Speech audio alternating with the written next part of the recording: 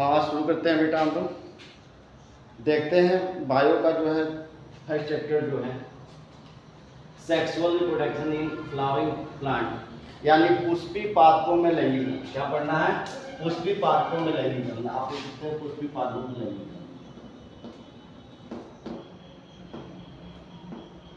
देखो जनन क्रिया जो है बेटा आपको बताया गया था, जनन या प्रजनन क्रिया जो है दो तरह का होता है। एक तो बताया गया था आप लोगों को कि कुछ ऐसे होते हैं जिनमें क्या होता है, जनन क्रिया दो तरह से होता है, एक लैंगिक होता है, दूसरा क्या होता है अलैंगिक। क्योंकि हमको पढ़ना क्या है, लैंगिक पढ़ना है। तो आप लैंगिक में जानते हो कि जब भी लैंगिक जनन क्रिया होती है तो उसमें दो विपरीत लिंगों की क्या पड़ती है, आवश्यकता पड़ती है। तो इसका मतलब जो पुष्पी पादप है इसमें लैंगिक जनन हो रही है तो इसमें दो विपरीत क्या होगा, लिंग की आवश्यकता होगी। यानी एक नर लिंग होगा और दूसरा क्या होगा, मादा लिंग की आवश्यकता होगी। अब जो अलैंगिक जनन होता है, अलैंगिक जनन में क्या होता है, एक क्या होता है उसमें जो है दो विपरीत लिंगों की आवश्यकता नहीं होती है। अब हम चूंकि पुष्प के बारे में पढ़ रहे हैं कि पुष्प में लैंगिक जनन का पादप जो पुष्पी पादप है उसमें लैंगिक जनन क्रिया कैसे होती है, तो सबसे पहले इसको जानने के लिए हमें किसको जानना होगा कि पुष्प की संरचना को समझना होगा। किसको समझना होगा? पुष्प की संरचना को समझना होगा। सबसे पहले हम समझेंगे, देखो ये एक पुष्प है, ये क्या है, एक पुष्प है। इसमें आप देख रहे हो यहाँ पर ये वाला एक भाग दिखाई दे रहा है, आपको ये एक भाग दिखाई दे रहा है, देख रहे हो ना, ये उभरा हुआ एक भाग दिखाई दे रहा है। और इसी भाग पर ये जितने पुष्प हैं वो क्या है, टिके हुए हैं। देख रहे हो ना, इसी पर सारे पुष्प क्या हुए हैं, टिके हुए हैं। तो ये जो पुष्प का हुआ भाग जिसपे पुष्प टिका हुआ होता है उस भाग को हम क्या कहते हैं, पुष्पासन कहते हैं। क्या कहते हैं? पुष्पासन। पुष्पासन का मतलब हुआ जिसपे पुष्प का आसन हो वह क्या कहलाता है, पुष्पासन कहलाता है। यानी पुष्पासन को अगर अंग्रेजी में लिखना चाहते तो थैलमस बोला जाता है। अब एक चीज देखना, आप किसी भी पुष्प को देखोगे तो उसके बाहर की तरफ ये दो, यानी बाहर की तरफ ये वाला भाग जो होता है, देखना हरे रंग की जो पत्तेदार दिखाई देती हैं, जो पत्तियों की तरफ दिखाई देती हैं हरा रंग का, वह क्या कहलाता है, वह क्या कहलाता है, बाह्य दल कहलाता है। क्या कहलाता है? बाह्य दल कहलाता है। हम इसको क्या कहते हैं, बाह्य दल।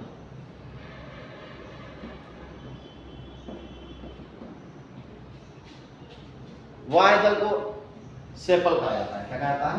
सेपल। ये हरे रंग का होता है। किस रंग का होता है? हरे रंग का होता है। ध्यान रख लेना, ये पूरा किस रंग का होता है? हरे रंग का होता है। ये वाला भाग क्या हो गया आपका, हरे रंग का हो गया।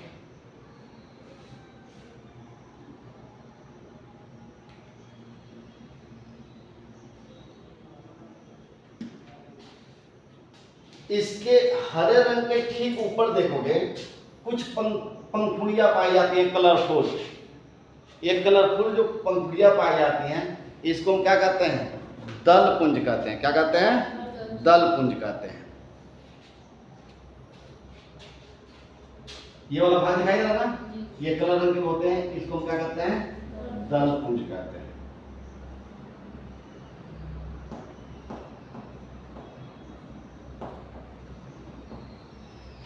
इसके बाद बीच में एक जो है आपको उभरा हुआ भाग दिखाई दे रहा है। ये बीच में एक उभरा हुआ भाग दिखाई देता है, ये देख रहे हो ना, ये बीच वाला भाग, ये वाला भाग, इसको हम क्या कहते हैं, अंडाशय कहते हैं। क्या कहते हैं? अंडाशय।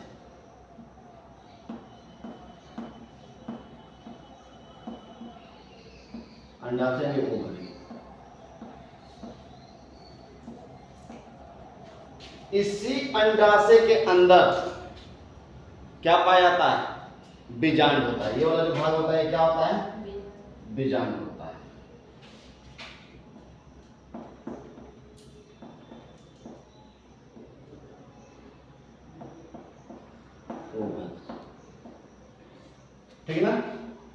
अब एक चीज देखो, इसमें जो है कुछ इस तरह की ये वाली आप संरचना देख रहे हो, ये वाली संरचना, ये अंडाशय से जुड़ा हुआ संरचना आपको दिखाई दे रहा है। तो ये जो जुड़ा हुआ संरचना होता है इसको हम क्या कहते हैं, इसको कहते हैं वर्तिका। क्या कहते हैं, वर्तिका कहते हैं, यानी स्टाइल। और ये वाला जो भाग होता है ना बेटा, ये वाला, इसको हम कहते हैं वर्तिका। क्या कहते हैं, वर्तिका। वर्तिका यानी इसको स्टिग्मा कहते हैं। ठीक है, ये बात आपको समझ में आई। और इसमें देखो, यहां पर जो ये वाला भाग होता है और ये जो होता है इसको परागकोश कहते हैं। क्या कहते हैं, ये वाला भाग को हम क्या कहते हैं, परागकोश कहते हैं।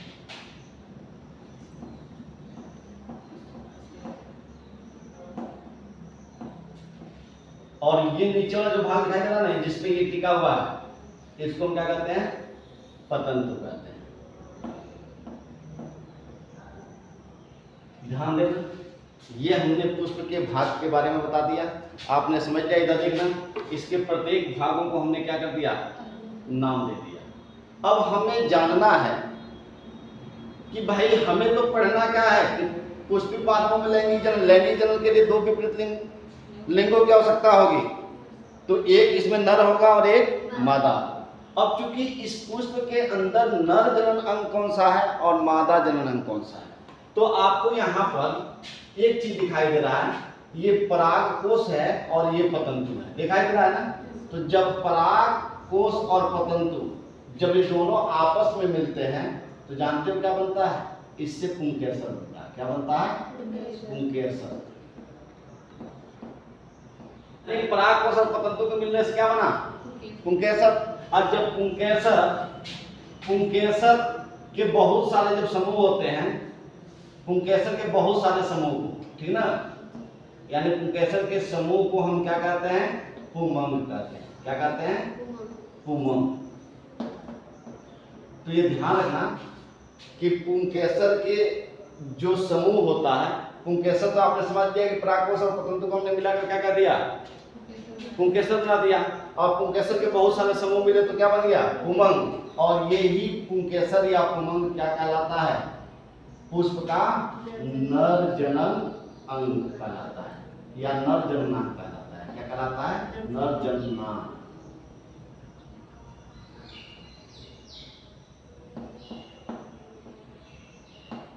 ठीक है, अब मादा जननांग को देखते हैं कि इसमें हमने तो पुरुष का नर जननांग पा लिया, अब हमें मादा जननांग देखना है। तो मादा जननांग में देखो, ये वर्तिकाग्र है, ये वर्तिका है और ये अंडाशय है, ठीक ना।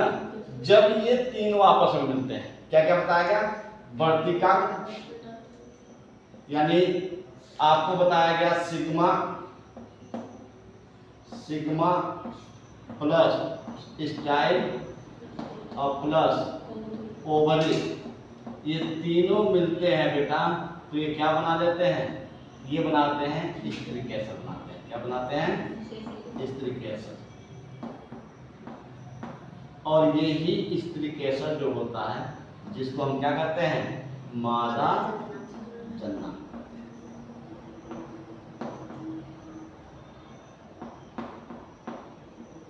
तो सीधी सी बात है, आपको एक चीज क्लियर हो गया, एक चीज तो क्लियर ही हो गया कि हमें पहले पता क्या करना था कि दो विपरीत लिंगों की आवश्यकता पड़ेगी। वह दो विपरीत लिंग कौन कौन से हैं। तो एक तो आपने पुमंग को देख लिया कि वह नर जननांग हो गया, यानी नर जनन अंग हो गया, और इसमें ये क्या हो गया, मादा जनन। और आप जानते हो कि नर जनन अंग में नर युग्मक का निर्माण होता है और मादा जननांग में क्या होता है, मादा युग्मक का निर्माण होता है। अब हम एक एक को देखते हैं। सबसे पहले हम पुमंग को देखते हैं कि इसमें यानी जो नर जननांग है, इसमें जो है हमको यही पता करना है कि कैसे इसमें नर युग्मक का निर्माण होता है, ठीक है ना। हम एक एक देखते हैं। हाँ देखते हैं बेटा, अब हमें देखना है पुष्प का नर जन्मांक कौन सा होता है। तो अभी मैंने बताया है कि पुमंग और पुंकेसर मिलकर पुमंग या पुंकेसर को क्या कहते हैं, पुष्प का नर जन्मांक। अब चूंकि ये बना किससे होता है, तो परागपुष्प और पतंतु से बना होता है। चूंकि पतंतु का कोई विशेष काम होता नहीं है, ये सिर्फ और सिर्फ जाकर क्या होता है, ये सीधे ओवरी से चिपका रहता है। इसका पतंतु का कोई दूसरा काम नहीं है। मुख्य कार्य किसका है, परागकोश का। अब हम सबसे पहले परागकोश को समझेंगे कि परागकोश क्या है, क्योंकि यही दोनों मिलता है तो क्या बनता है, पुंकेसर। आज जब पुंकेसर का समूह मिलता है तो क्या बन जाता है, पुमंग। अब हम सबसे पहले परागकोश को समझेंगे। पतंतु का तो आपने देख लिया, पतंतु का कोई काम नहीं है, ये एक डंठल टाइप का होता है और सीधे किससे जुड़ा होता है, किससे जुड़ा होता है, वो ओवरी से, पुष्प के ओवरी से क्या होता है, जुड़ा होता है। अब चूंकि जब हम किसकी बात करते हैं, हम बात करते हैं परागकोश की, तो परागकोश की संरचना कुछ इस तरह के आपको दिखाई देता होगा। आप देखे हो कि परागकोश की संरचना जो है कुछ इस प्रकार का होता है, कुछ इस प्रकार का परागकोश का क्या होता है, संरचना होता है। ये एक परागकोश है, क्या है, परागकोश। अब इसमें परागकोश में एक चीज ध्यान देना कि यहाँ पे देखोगे तो एक पाली ये बन रही है और दूसरा पाली कौन बन रहा है, ये बन रहा है। अर्थात परागकोश जो है दो पालियों का होता है, यानी परागकोश किससे बना होता है, दो पालियों से मिलकर बना होता है। परागकोश कितने पालियों से बना होता है, दो पालियों से बना होता है, या द्विपाली संरचना होता है। आप कह सकते हो द्विपाली संरचना।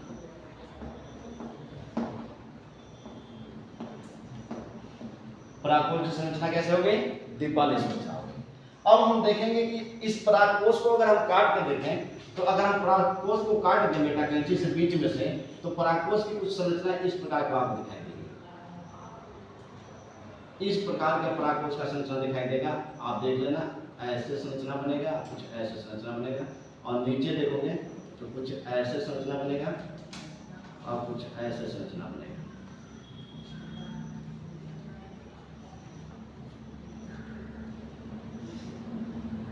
इसके अंदर देख रहे हो, इस परागकोश के अंदर एक प्रकोष्ठ ये बन रहा है, एक प्रकोष्ठ ये बन रहा है, एक प्रकोष्ठ ये, कितने प्रकोष्ठ इसमें बन रहा है, 4। और एक प्रकोष्ठ में जो है एक लघु बीजाणुधानी होता है। कितना लघु बीजाणुधानी होता है, एक लघु बीजाणुधानी होता है। और इसमें कितने प्रकोष्ठ हैं, 4। तो इसमें कुल कितने, यानी एक प्रकोष्ठ में जो है कितना, एक लघु बीजाणु होता है, एक लघु बीजाणुधानी।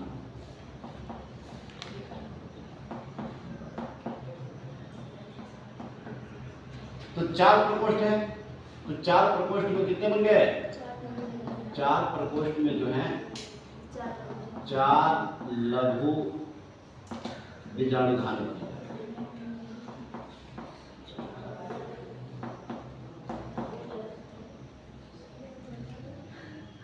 ठीक है ना, ये 4 लघु बीजाणुधानी का हो गया। अब हम क्योंकि इसके संरचना को देखते हैं, लघु बीजाणुधानी की संरचना कैसे होती है। तो लघु बीजाणुधानी की संरचना आप देखोगे बेटा तो कुछ इस तरह का होगा। ये 4 लघु बीजाणुधानी है ना, तो हम 4 लघु बीजाणुधानी का संरचना कुछ बना रहे हैं। यहाँ पे देखो, ये लघु बीजाणुधानी हो गया,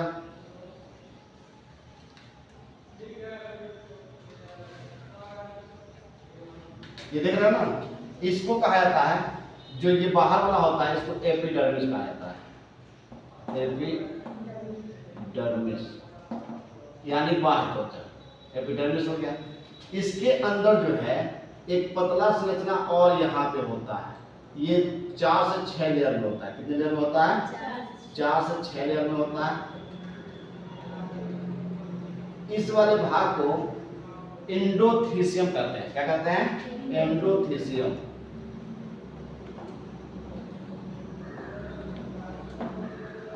एंडोथीसियम कहते हैं। और इस अंदर वाले भाग को मिडिल लेयर कहते हैं। क्या कहते हैं, मिडिल लेयर कहते हैं, मिडिल लेयर कहते हैं। और इसके अंदर जो भाग होता है, इसको ये भी 3 से 4 परत में होता है, इसको हम टेपिटम बोलते हैं। क्या बोलते हैं, टेपिटम। अब चूंकि इनका कार्य समझ लेते हैं। एपिडर्मिस का काम है ये इनकी सुरक्षा प्रदान करता है, ये इसको प्रोटेक्शन देता है। एपिडर्मिस क्या करता है? प्रोटेक्शन देता है। और एंडोथेसियम और मिडिल लेयर जो है ना, ये वाले बीच वाले जो लेयर हैं, ये क्या करते हैं? ये प्रकाश जो परागकोश हैं, जब इसमें से इनका स्फुटन में सहयोग करते हैं, यानी जब ये इसमें से क्या होते हैं, जो लघु बीजाणुधानी है परिपक्व होते हैं, तो इनको क्या करते हैं? उस समय स्फुटन यानी इसको फोड़ने में सहयोग कौन करता है? एंडोथेसियम और मिडिल लेयर करता है। और टेप्टम का काम 3 है। एक तो पोषण देता है, ठीक ना? पहला काम क्या करता है? पोषण देता है। दूसरा काम क्या करता है? दूसरा काम क्या है कि एक हार्मोन्स का स्राव करता है। किसका?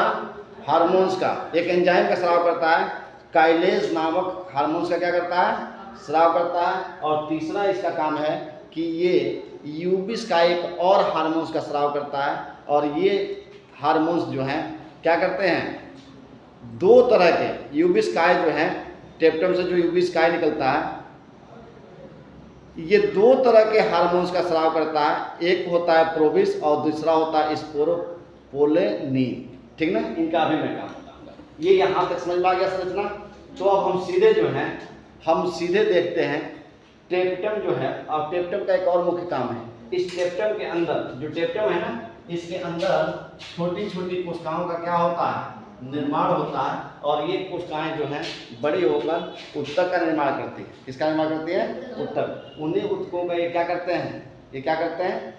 ये पोषण देने का कार्य करते हैं, ठीक है ना? अब जो है कि एक जो है, जैसे अभी हमने क्या देखा है? एक लघु बीजाणुधानी का संरचना देखा।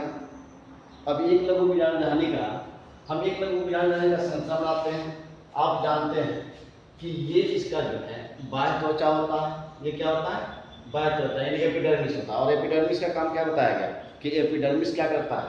ये त्वचा को, ये जो है इसको सुरक्षा प्रदान करता है। दूसरा जो ये बीच वाला जो भाग होता है, जो एक लेयर ये दिखाई दे रहा है, इसको एंडोथेसियम कहते हैं। उसके बाद एक और लेयर दिखाई देता है जिसे हम क्या कहते हैं? मिडिल लेयर कहते हैं। और ये वाला जो भाग होता है इसको टेप्टम कहते हैं। जो बताया गया कि एंडोथेसियम और मिडिल लेयर होता है, ये परागकोश को स्फुटन में क्या करता है? सहयोग प्रदान करता है, यानी स्फुटन में कार्य कराता है। टेप्टम जो होता है बेटा, ये टेप्टम बहुकोश की होता है। क्या होता है? बहुकोश की। इसके अंदर छोटे छोटे कोशिकाओं का निर्माण होता है। और आपको बताया गया कि यही टेप्टम इन्हें क्या करता है? पोषण देने का काम करता है। तो जो इसमें से एक कोशिका को निकाल के देखा गया, जो इसके अंदर कोशिकाएं बनती हैं, तो वह द्विगुणित होती है। कोशिका क्या करती हैं? इस टेप्टम के माध्यम से पोषण प्राप्त करती हैं। और पोषण प्राप्त करके क्या करती हैं? ये परिपक्व होती हैं, बड़ी होती हैं। जब ये बड़े होते हैं तो ये बड़े होकर आगे निकलते हैं। अब ये पोषण पाया और इससे क्या हुआ? ये आगे निकला। अब इनके अंदर क्या होता है? इनके अंदर अर्धसूत्री विभाजन होता है। और ये कोशिका जो है, अर्धसूत्री का मतलब क्या होता है कि उसमें आधा आधा बंटवारा होता है, यानी एक कोशिका 2 कोशिका में टूटती है। इस प्रकार से ये कोशिका कितने भागों में टूट जाती है? ये अर्धसूत्री विभाजन करके ये 4 भागों में टूट जाती है।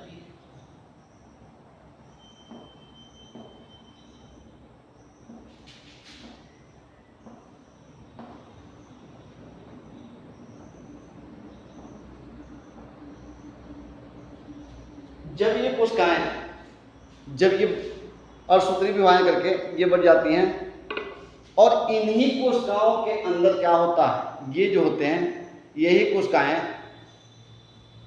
इन्हीं के अंदर जो ये कोशिकाएं आगे बढ़ी हैं, इन्हीं को लघु बीजाणु संरचना, इन्हीं को लघु बीजाणु संरचना कहते हैं। और लघु बीजाणु संरचना जो होती है बेटा, यही लघु बीजाणु जो है आगे चल के क्या करते हैं? परागकण में परिवर्तित होते हैं। और परागकण ही क्या कहलाता है? नर युग्मक। नर युग्मक यानी पुष्प के नर युग्मक के नाम से यहाँ जाता है। अब कैसे होता है हम इसको समझते हैं। जब ये विभाजन करता है तो इनके ऊपर क्या होता है बेटा? आप देखोगे कि इनके ऊपर जो है, एक जो है आवरण का निर्माण होता है। इनके ऊपर क्या होता है? एक आवरण का निर्माण होता है। ये इनके ऊपर एक आवरण का इस प्रकार से क्या होता है? निर्माण होता है। ये काइलोस का होता है। ये क्या होता है? काइलोस। जो किससे बना होता है? ये आवरण जो है, ये आवरण जो है बेटा, आप देख रहे हो ये एक प्रकार का इनके ऊपर क्या होता है, आवरण का निर्माण होता है। ये आवरण जो होता है सेलुलोज होता है। किसका होता है, सेलुलोज का होता है। एक कोशिका को इसमें से देखा जाए तो इसमें एक कोशिका की संरचना कुछ इस प्रकार दिखाई देगी। इनके ऊपर इसका एक आवरण इस प्रकार से बनेगा।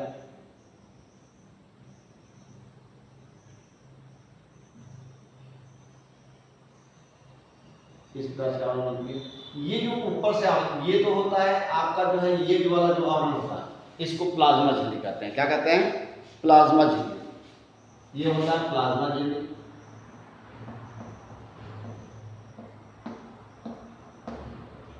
और इनके ऊपर जो ये आवरण दिखाई दे रहा है, ये वाला जो आवरण दिखाई दे रहा है, इस आवरण को बोलते हैं कोशिका भित्ति।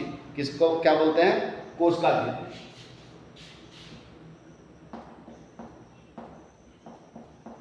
कोशिका भित्ति। और ये कोशिका भित्ति बना किसका होता है बेटा, तो जब आप इसी कोशिका भित्ति को देखोगे तो ये सेलुलोज का बना होता है। किसका बना होता है, सेलुलोज का। सेलुलोज और पेक्टिन से मिलकर बना होता है। यानी अब चूंकि सवाल ये पैदा होता है कि ये सेलुलोज होता क्या है, तो पादप जो पेड़ पौधे हैं जब वो अपना भोजन बनाते हैं तो जो भोजन में उनका ग्लूकोज का निर्माण होता है और वो ग्लूकोज जो एकत्रित होता है तो बहुत सारे ग्लूकोज मिलकर क्या करते हैं, सेलुलोज का निर्माण करते हैं। अब ये सेलुलोज का निर्माण करके ये भित्ति बन जाती है। आगे इसमें होता क्या है बेटा कि मैं आप लोगों को अभी बताया हूं कि जो टेप्टम है बेटा, टेप्टम का हम कार्य देख रहे थे। तो टेप्टम का मुख्य 3 कार्य हमने बताया था। एक तो ये पोषण करता है, जो इनकी कोशिकाएं होती है इनको क्या करता है, पोषण प्रदान करता है। जैसे आपने देखा कि पोषण पाकर ये बड़ा हुआ, विकसित हुआ और फिर यही विकसित होकर क्या होता है, ये किस में परिवर्तित होता है, लघु बीजाणु धानी में। किस में परिवर्तित होता है, क्या बताया गया आप लोगों को, लघु बीजाणु जो होते हैं ये लघु बीजाणु का निर्माण करता है। और यही लघु बीजाणु धानी आगे चलकर जो लघु बीजाणु उसमें बनते हैं वही आगे चलकर क्या करते हैं, परागकण का निर्माण करते हैं। कैसे करते हैं बताएंगे। सबसे पहले हम टेप्टम का एक कार्य जो हमने छोड़ दिया था कि टेप्टम का कार्य ये सारा प्रक्रिया कौन करा रहा है, टेप्टम करा रहा है। और कैसे करा रहा है, तो टेप्टम पहले काम ये पोषण दे रहा है। ये क्या कर रहा है, ये कोशिकाओं को पोषण दे रहा है जिसमें छोटे छोटे लघु क्या बन रहा है, लघु बीजाणु बन रहा है। और बताया जा रहा है कि यही लघु बीजाणु आगे चल के क्या करेंगे, परागकण का निर्माण करेंगे। इसके बाद से ये जो काइनेज एंजाइम है बेटा, इनके ऊपर एक आवरण का निर्माण कर देता है जो ये सेलुलोज का निर्माण होता है, जिसमें सेलुलोज और पेक्टिन का होता है। और ये जो है यूबिस काय क्या होता है, तो यूबिस काय को समझने के लिए आपको बता दें कि टेप्टम जो होता है, ये टेप्टम होता है, ये 2 तरह का हार्मोन्स का स्राव करता है। और 2 हार्मोन्स कौन से होते हैं बेटा, एक तो होता है टेप्टम जो होता है, ये टेप्टम जो है 2 हार्मोन्स का स्राव करता है। ये टेप्टम है, एक को कहा जाता है यूबिस का, एक को कहा जाता है प्रोबिस। क्या कहा जाता है, प्रोबिस कहा जाता है, प्रोबिस। और दूसरे को आता है, ध्यान देना, बताया जा रहा है जो ये टेप्टम होता है बेटा, ये टेप्टम जो है 2 प्रकार के हार्मोन्स का स्राव करता है। एक होता है प्रोबिस, और प्रोबिस जो होता है वह लिपिड का बना होता है। किसका बना होता है, लिपिड का बना होता है। और दूसरा होता है स्पोरोपोलेनिन। स्पोरोपोलेनिन जो होता है ये कार्बोहाइड्रेट का बना होता है। बताया जा रहा है, पर ध्यान सुनना कि मैंने सब तक ये जो है कि जो आपको टेप्टम दिखाई दे रहा है, ये वाला भाग क्या है, टेप्टम है। और ये टेप्टम क्या कर रहा है, 2 प्रकार का हार्मोन का स्राव कर रहा है। एक हार्मोन होता है प्रोबिस जो लिपिड का बना होता है, दूसरा क्या होता है, स्पोरोपोलेनिन, और ये कार्बोहाइड्रेट का बना होता है। जब ये दोनों आपस में मिलते हैं, कौन कौन, प्रोबिस और स्पोरोपोलेनिन, तो ये दोनों आपस में मिलकर यूबिस काय का निर्माण करते हैं। किसका निर्माण करते हैं, यूबिस काय का निर्माण करते हैं। बताया जा रहा है कि ये दोनों कौन कौन, प्रोबिस और स्पोरोपोलेनिन दोनों जब मिलते हैं तो ये दोनों मिलकर किसका निर्माण करते हैं, यूबिस काय का निर्माण करते हैं। यूबिस काय यानी यूबिस काय बनाते हैं।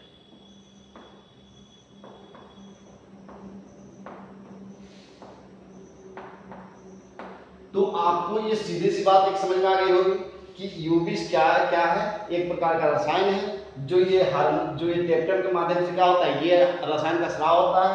और ये दो रसायन होते हैं, एक प्रोबिस होता है, दूसरा स्पोरोपोलिनिन, और ये दोनों जब आपस में मिलते हैं तो किसका निर्माण हो जाता है, यूबीज का। अब आगे यूबीज का जब बन जाता है बेटा, तो लघु बीजाणु का जो है यहीं से जब ये हार्मोन्स का स्राव होने लगता है तो यहीं से लघु बीजाणु जो है इनका जो है परागकण में परिवर्धन होता है। तो हम देखेंगे कि लघु बीजाणु का परागकण में परिवर्धन कैसे होता है। तो हेडिंग डालते हैं लघु बीजाणु धन का लघु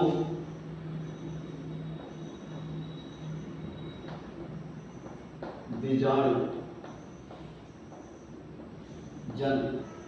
अभी आप लोगों को बताया गया है, ये बताया गया कि जो ये लघु बीजाणु जन है बेटा, जो ये लघु बीजाणु जन है, जो इनके अंदर टेप्टम के अंदर जो ये कोशिकाएं बन रही हैं, यही क्या होते हैं, लघु बीजाणु जन होते हैं। और यही लघु बीजाणु जन आगे चलकर किसमें बनते हैं, परागकण में बनते हैं। कैसे बनते हैं, तो आपने देखा कि ये जो कोशिका बना, यानी एक तो पहले आपको बताया गया कि ये पहले द्विगुणित था, फिर इसमें अर्धसूत्री विभाजन हुआ, अर्धसूत्री विभाजन होने से क्या हुआ, ये अगुणित हो गया।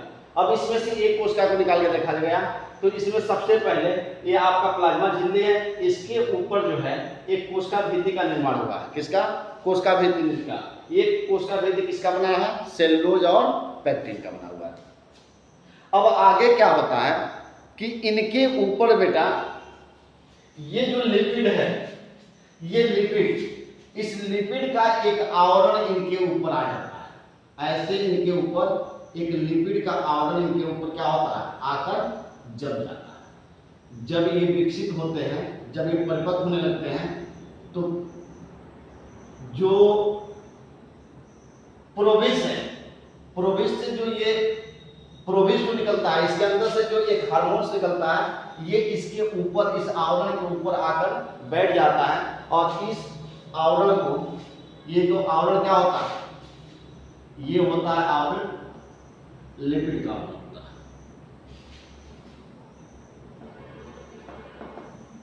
लिपिड का आवरण होता है। और इस लिपिड को आवरण को अंतःचोल भी कहते हैं। क्या कहते हैं, अंतःचोल।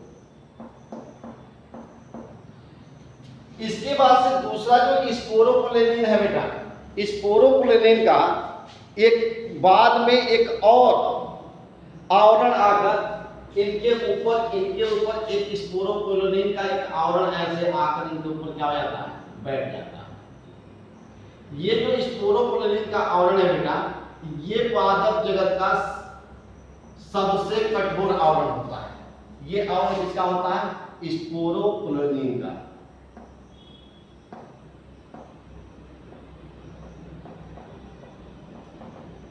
और इसको जो है बाह्य चोल के नाम से जानते हैं, बाह्य चोल के नाम से। और बताया जा रहा है कि ये आवरण सबसे कठोर होता है, यानी पादप जगत का सबसे कठोर आवरण कौन सा होता है, जो ये स्पोरोपोलिनिन का है, जो इसका बाह्य चोल है, ये क्या होता है, सबसे कठोर होता है। जैसे मनुष्य के दांत में जो डेंटाइन जो होता है, डेंटाइन कह रहे हैं, जो इनामेल होता है, वह सबसे कठोर परत होता है। ठीक उसी प्रकार से पादप जगत की कोशिका का सबसे कठोर आवरण कौन सा होता है, स्पोरोपोलिनिन का होता है। इसको हम क्या कहते हैं, इसको कहते हैं बाह्य चोल। बाह्य चोल को अंग्रेजी में कहते हैं एक्सिन। क्या कहते हैं, एक्सिन। और अंतःचोल को अंग्रेजी में लिखना है तो आप लोग लिख सकते हो, इसको कहा जाता है इंटिन।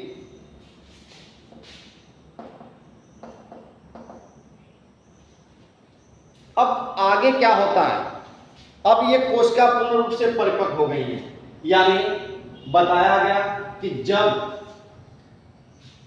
ये कोशिका क्या हुआ, इसमें देखा गया तो ये जो आपका टेक्टम था, इसके अंदर छोटी छोटी कोशिकाएं बन रही थी। इन कोशिकाओं का पोषण कौन दे रहा था, टेक्टम ही दे रहा था। और जब ये परिपक्व हो रही थी तो ये क्या कर रही थी, अर्धसूत्री विभाजन कर रही थी। पहले ये द्विगुणित थी, अर्धसूत्री विभाजन करके अगुणित हो गई। अब इन कोशिकाओं के ऊपर जो है एक जो है सेलुलोज और पेक्टिन का आवरण आके लग जाता है, और वो आवरण लगाने का काम कौन करता है, ये ये बताया गया कि इस पे एक आवरण आकर क्या हो जाता है, लग जाता है। पर उसके बाद से ये जो है दो प्रकार के हार्मोन्स का स्राव किया, एक तो जो था प्रोविस और दूसरा क्या स्पुरुलिन। ये लिपिड का था, ये लिपिड प्रोविस जो था वो लिपिड है, लिपिड का बना होता है, और ये क्या होता है स्पुरुलिन कार्बोहाइड्रेट का। अब सबसे पहले लिपिड का एक आवरण इसके ऊपर आके लग जाता है और बाद में क्या होता है इसका जो है स्पुरुलिन का एक आवरण लग जाता है। इन दोनों आवरणों को मिलाकर क्या उसे क्या कहते हैं, क्यूबिस काइंड कहते हैं। अब जब ये आवरण इस पे लग गया था तो ये अब यहां से अपने आप को परिपक्व करने लगता है। क्या करने लगता है, परिपक्व करने लगता है। और परिपक्व होकर अब जब ये परिपक्व होता है तो इसमें सबसे पहले कोश का विभाजन होता है। क्या होता है, कोश का विभाजन। और आप जानते हो कि कोशिका विभाजन में जैसे ये मान लो कि कोई कोशिका है, ये कोशिका है, तो इस कोशिका के अंदर आप देखोगे केंद्रक भी होता है और जीव द्रव्य भी पाया जाता है। तो जब भी कोशिका विभाजन होता है तो कोशिका विभाजन के दौरान बेटा, कोशिका विभाजन के दौरान सबसे पहले केंद्रक का क्या होता है, केंद्रक का बंटवारा होता है। केंद्रक का बंटवारा होगा तो ये केंद्रक दो भागों में, ध्यान देना, पहले केंद्रक का बंटवारा होगा तो एक छोटा केंद्रक बनेगा और एक क्या होगा, बड़ा केंद्रक बनेगा। मैंने बता दिया कि पहले हमने ये बताया कि भाई कोशिका का विभाजन होता है तो कोशिका के विभाजन के दौरान क्या होता है, कोशिका में सबसे पहले केंद्रक का विभाजन होता है और उसके बाद से किसका विभाजन होता है, आपका जीव द्रव्य का होता है। लेकिन कोशिका विभाजन का जब केंद्रक विभाजन होता है तो केंद्रक दो भागों में बढ़ता है। कितने भागों में बढ़ता है, दो भागों में। एक छोटा भाग बनता है और एक क्या होता है, बड़ा भाग। छोटे भाग को, जो छोटा केंद्रक होता है, इसका आकृति जो है तस्तरीनुमा होता है। कैसा होता है, तस्तरीनुमा। और जो छोटा वाला होता है ये छोटा केंद्रक है, ये छोटा केंद्रक और ये बड़ा केंद्रक।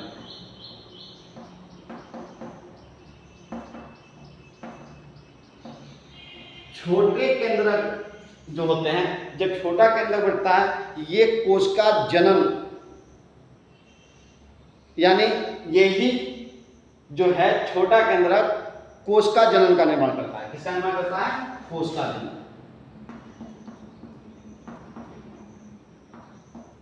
कोशिका जनन।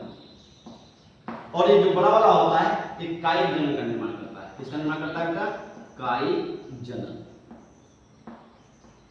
ध्यान देना, बताएगा कि जब ये कोशिका परिपक्व हुआ तो इस कोशिका का क्या होगा, और इस कोशिका का विभाजन होता है। तो कोशिका का विभाजन के दौरान सर्वप्रथम क्या होता है कि इस कोशिका के अंदर से केंद्रक का बंटवारा होता है। तो केंद्रक दो भागों में बढ़ता है, एक छोटा केंद्रक और एक बड़ा। जो छोटा वाला केंद्रक होता है यही आगे चलकर कोशिका जनन का निर्माण करता है और जो बड़ा वाला होता है वह कायिक जनन का निर्माण करता है। फिर जो है इनके अंदर क्या होता है बेटा, फिर इनके अंदर, और ध्यान रखना ये दोनों जो ये दोनों पहले बने हैं, पहले जब केंद्रक से छोटा केंद्रक और बड़ा केंद्रक बना है, यही आगे चलकर क्या करेंगे, इसका ध्यान रख लेना, यही दोनों आगे चलकर यही दोनों कोशिका की जो संरचना है यानी छोटा और बड़ा, यही आगे चलकर क्या करते हैं, परागकण बनते हैं। अब कैसे बनते हैं, पहले ये दोनों हो गया, एक छोटा केंद्रक एक बड़ा केंद्रक। अब इसके अंदर क्या है, जीव द्रव्य। तो मान लो ये केंद्रक को, आप इसके अंदर क्या किसका बंटवारा होगा, जीव द्रव्य का। तो इससे कितने कोशिका बन गए, दो कोशिकाओं का निर्माण हो गया। और यही दोनों कोशिकाएं, एक क्या कर रहा है, कोशिका जनन बन रहा है और एक क्या बन रहा है, कायिक जनन। और यही आगे चलकर क्या करेंगे, परागकण का निर्माण करेंगे। किसका निर्माण करेंगे, परागकण का निर्माण करेंगे।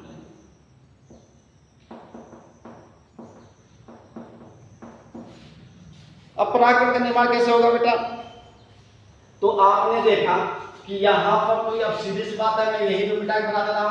यहीं पर क्या हुआ, कोशिका विभाजन हुआ और ये कोशिका विभाजन हुआ, एक छोटा कोशिका बना और एक क्या हो गया, बड़ा कोशिका बन गया।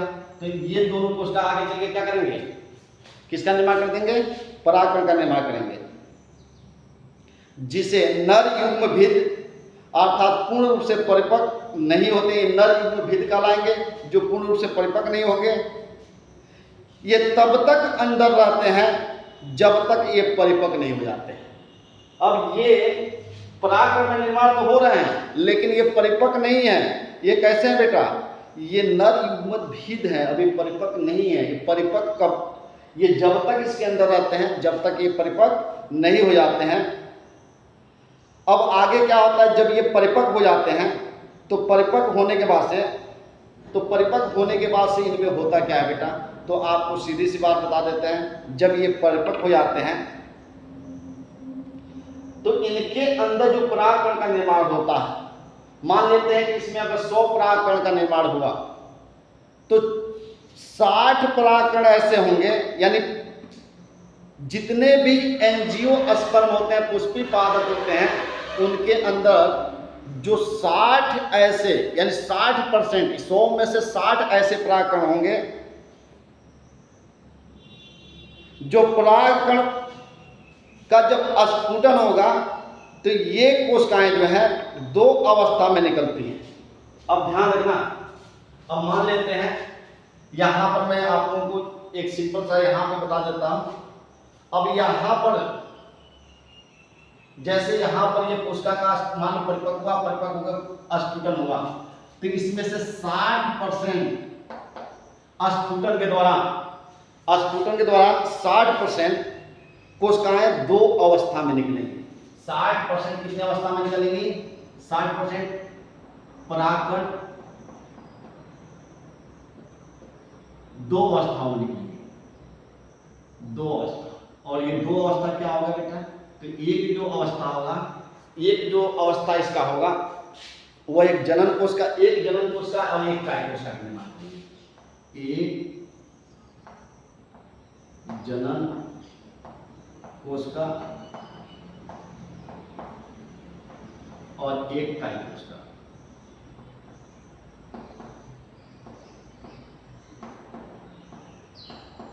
यहां ध्यान से समझना, आपको बताया जा रहा है कि जब ये परिपक्व हो जाते हैं, यानी जब इनमें से कोशिका का क्या हुआ, ये परिपक्व हुआ तो कोशिकाओं का विभाजन हुआ, कोशिकाएं विभाजन हुई तो केंद्र का विभाजन हुआ, केंद्र दो भागों में बटा, एक छोटा केंद्र एक बड़ा केंद्र, और फिर इसमें किसका विभाजन हुआ? जीव द्रव्य का विभाजन हुआ। तो वह जीव द्रव्य जो है, जो जीव द्रव्य था बेटा, ये जब दोनों आपस में भर गए, इससे दो कोशिकाओं का निर्माण हुआ। और ये कोशिकाएं अब इसमें परागकण का निर्माण हो रहा है। जब तक परागकण का निर्माण नहीं होता है तब तक इसे क्या बोलते हैं? नर युग्मत भेद बोलते हैं। क्या बोलते हैं? यानी जो नर युग्मत भेद होते हैं, यानी अभी अपरिपक्व होते हैं, यानी बच्चे होते हैं, ये जब तक अंदर रहते हैं कि जब तक ये परिपक्व न हो जाए। जब ये परिपक्व हो जाते हैं तो परिपक्व होने के बाद से ये इसका जो है ना, अब ये क्या करता है, जो काइलेज एंजाइम है, ये इसके ऊपर काइलोज का ही आवरण है। काइलोज जो किसका बना है? सेलुलोज का बना होता है। ये इस आवरण को तोड़ता है और तोड़ने के बाद से इसमें से दो तरह से कुछ ऐसे परागकण होते हैं जो 60% परागकण ऐसे होते हैं जो दो अवस्था में निकलते हैं। मान लो अगर मान लो 100 उसमें क्या है परागकण है, तो 60 ऐसे परागकण निकलेंगे जो एक जनन कोश का और एक कायिक कोशिका का क्या करेंगे? निर्माण करेंगे। और 40 जो निकलेंगे, ध्यान देना, जो 40 निकलेंगे बेटा, अब 60 निकल गया, 100 को हमने माना तो उसमें से 60 निकल गया, बच्चे कितने? 40। तो 40 जो निकलेंगे, ये 40 क्या करेंगे? ये 40 भी दो अवस्थाओं में निकलेंगे। 40% ये क्या करेंगे? दो अवस्थाओं में निकलेंगे परागकण। एक जो होगा ये दो जनन कोश का, दो जनन कोश का और एक कायिक कोशिका का निर्माण करेंगे।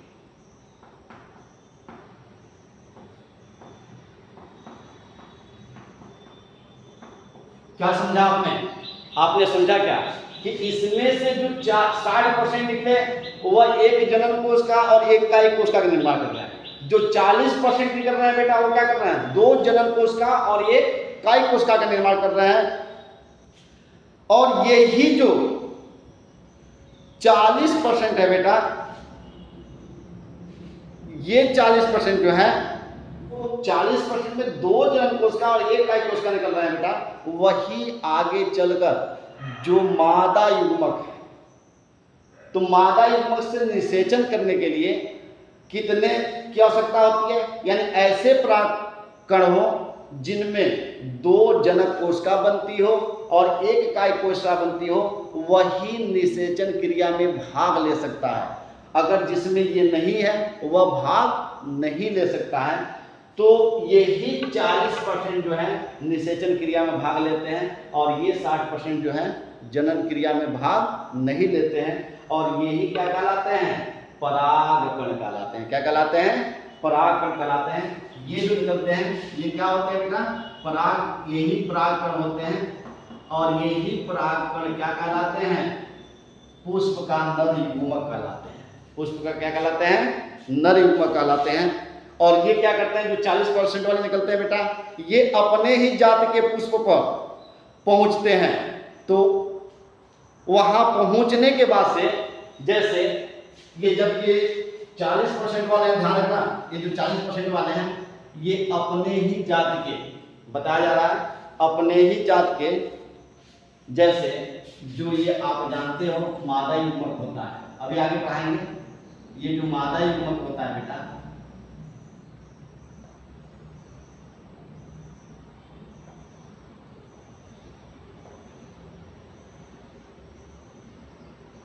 ये अगर मान लो अपने ही जात के, जैसे अपने जात का मतलब अगर गुलाब का है तो गुलाब पर ही, अगर मान लो ये अड़हुल है या गेंदा है, तो जिस जात का होगा वह अपने ही जात के मादा वर्तिकाग्र पे पहुंचेगा, यानी वर्तिकाग्र स्त्री के स्तर पर पहुंच कर क्या करेगा, जब वहां पहुंचेगा तो वहां पे कोशिका का क्या करेगा, विभाजन करता है, और जो कोशिका का विभाजन करके और किस में बदल जाता है, नर युग्मक में बदल जाता है।